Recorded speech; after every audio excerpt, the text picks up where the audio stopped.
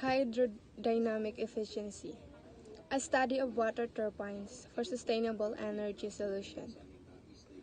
Objective of the project, the primary goal of this project that can use the force of flowing water to produce clean green energy. Specialty, this project aims to hydrodynamic efficiency, improvement in renewable energy system, including hydroturbines, tidal energy devices, and wave energy converters, minimizing environmental impact fuel consumption, emissions, and waste due to hydrodynamic inefficiencies in transportation and energy system.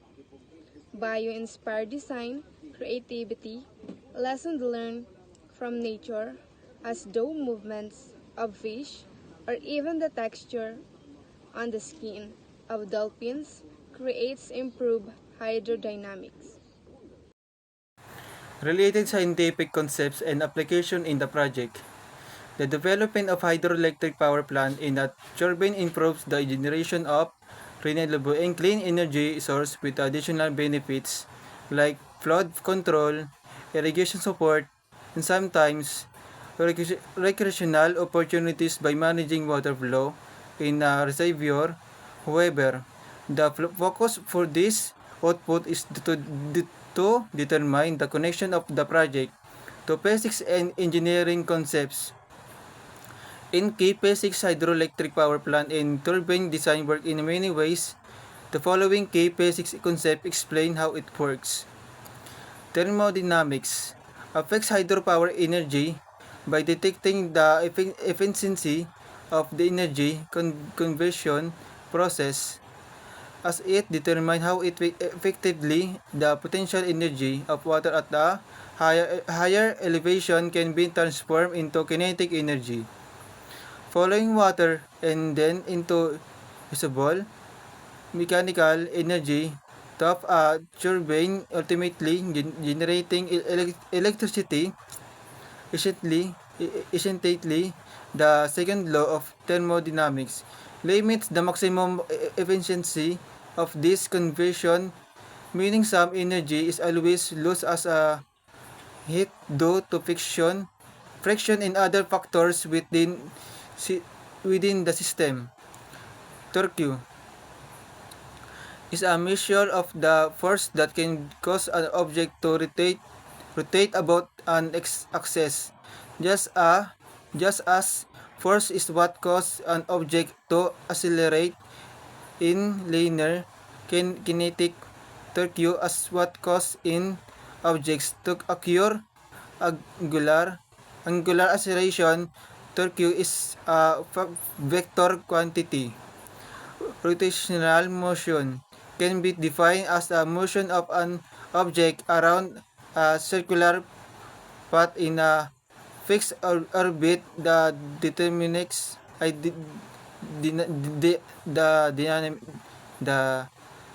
dynamics of rotational motion are completely analogous to linear translational dynamics.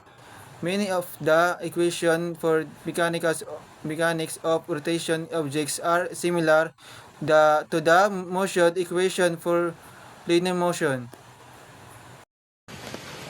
Electrical engineering focuses on generation and distribution of power, while electronics engineering focuses on the design and maintenance of electronic equipment. Both are important fields that are fundamental to our society. We have electrical engineering. It involves designing, developing, testing, and supervising the manufacture of electrical equipment. It also includes designing electrical systems for automobiles and aircraft, deals with the large-scale production and distribution of electrical power. It involves converting electrical energy into other forms of energy, such as heat, light, or sound. The other one, electronics engineering, involves designing and developing electronic equipment, including components and circuitry in computers and related devices. Focuses on small electronic circuits.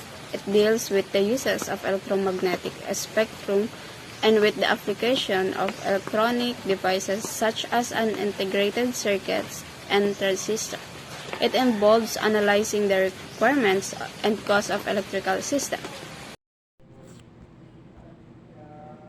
Data analysis and real-world performance testing.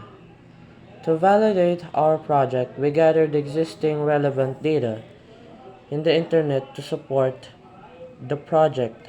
These studies and data were provided with credibility and legitimacy to prove the project. These are the following. A key calculation used in a hydropower plant to determine its potential power output is P is equal to P times G times Q divided by H minus N, where P is the power generated, watts, P is the water density, kilogram per meter, G is the acceleration due to gravity, meter per second squared, Q is the water flow rate, meter per second, H is the head or height difference in meters, and N is the overall efficiency of the system, a decimal value between 0 and 1. Breaking down of the calculation. Calculating the potential energy. The core part of the equation, P times G times H, represents the potential energy of the water based on its density, the gravitational constant, and the vertical drop height or head. Flow rate impact. Q represents the volume of water flowing through the turbine per unit time, which directly affects the power generation. Efficiency factor. The N factor accounts for losses in the system, including friction in pipes, turbine inefficiency, and generator losses. Example calculation. Scenario: a hydropower plant with a flow rate of 10 meter per second, a head of 50 meters, and a turbine efficiency of 80%, or N is equal to 0.8. Calculation. P is equal to 100 kilograms per meter times 9.81 per meter times 10 meter per second divided by 50 meters minus 0.8. So the answer is 3,924,000 watts, or 3.92 milliwatts. Quantifiable objectives and optimization strategies. It is clean and sustainable. Hydropower is a clean source because it generates electricity without emitting greenhouse gases or other pollutants. It helps decrease fossil fuel consumption, thereby reducing air pollution and mitigating climate change. And it provides renewable energy that is unlimited in time. This is because its source, namely rivers and streams, fed by the natural water cycle, are renewed. Furthermore, a hydropower plant does not take water away from the environment. That's because whatever is removed is completely given back over time. Its water footprint is therefore low.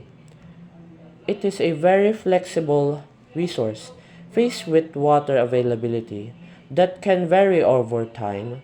Power plants are extremely flexible. Generating systems require a very small amount of energy in order to come online. So much so that in a matter of minutes, even a large power plant can go from being idle to full power, and vice versa. This responsiveness depends on the type of turbine used and the management of water flows. It stabilizes the power grid by preventing intermittency. A pump storage hydropower plant acts as an energy store. Access electricity generated by wind, solar plants, when weather conditions are favorable, can be used to pump water into the upper reservoir. Later, when is there when there is no sun or wind, the water can be used in order to generate electricity through turbines.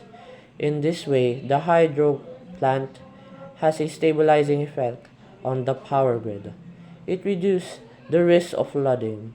A hydropower plant not only generates electricity, but it also interacts with the area in which it is located by contributing to its development. It helps reclaim marshy areas. Hydropower plants help improve the health of waterways. On the one hand, the regularization of flows can help reclaim marshy areas by reducing the accumulation of standing water. On the other, the plant's infrastructure retains branches, trees, and other solid objects, thus facilitating the navigability of rivers downstream. Benefits of optimization. Increase energy production from the hydropower plant. Improve grid stability by providing flexible power generation. Enhance economic efficiency by maximizing revenue from electricity sales. Optimize water resource management. Conclusion and the future work. This project aims to harness the power of flowing water to generate clean green energy while minimizing environmental impact. By focusing on hydrodynamic efficiency improvement, bio-inspired design, and environmental sustainability, this project has the potential to make significant contribution to the field of renewable energy.